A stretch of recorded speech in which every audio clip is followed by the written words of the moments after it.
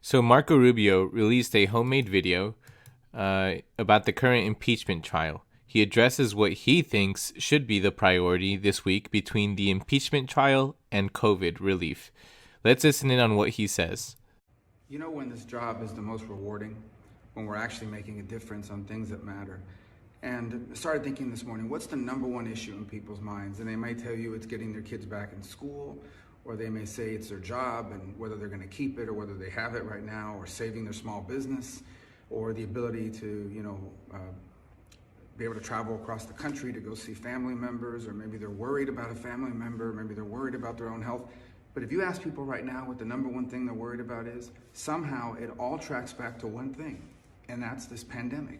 This pandemic has thrown this country upside down. It's disrupted every aspect of our lives. It's cost kids almost a year and a half of learning in many cases. It's destroyed jobs, it's destroyed businesses, it's shattered communities. I mean, I don't need to tell you, that's the number one issue. That's what we should be focused on. That's what 90% of our effort right now should be about. And we have an answer for it.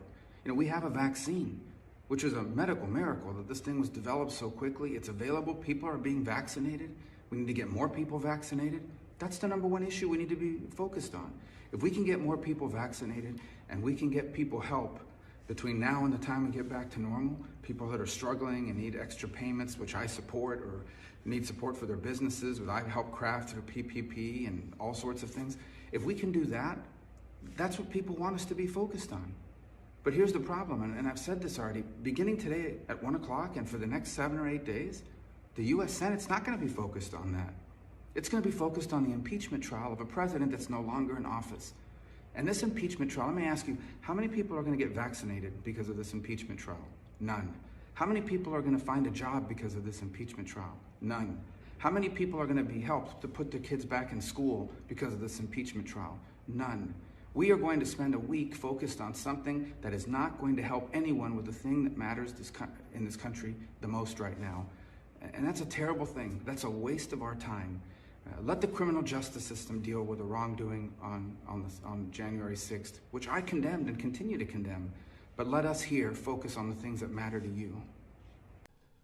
So a few thoughts about this, but it sounds to me like Marco, he's making himself look like a clown right now. My first question to Marco is, can't the Senate do more than one thing at a time? Like, he's telling us right now, if he's not outright saying it directly, he's at least implying that the United States Federal Senate cannot do the impeachment trial and work on COVID relief at the same time. He's saying that the Senate cannot walk and chew bubble gum at the same time. I think he's making this up. I think this is total BS because he wants to make what sounds like a legitimate excuse not to impeach Trump. Also, I'm pretty sure Chuck Schumer just came out and said that they could do impeachment and COVID relief at the same time. And he's the Senate Majority Leader, so I guess we'll wait for Marco's response on that one. And Marco, I know you said you can't do it. According to you, you can't do it during normal hours, I guess, if that's what you mean. But if you really, really wanted to pass COVID relief, work overtime, Marco. The millions of people that you denied the $15 an hour to have to do it just to make ends meet.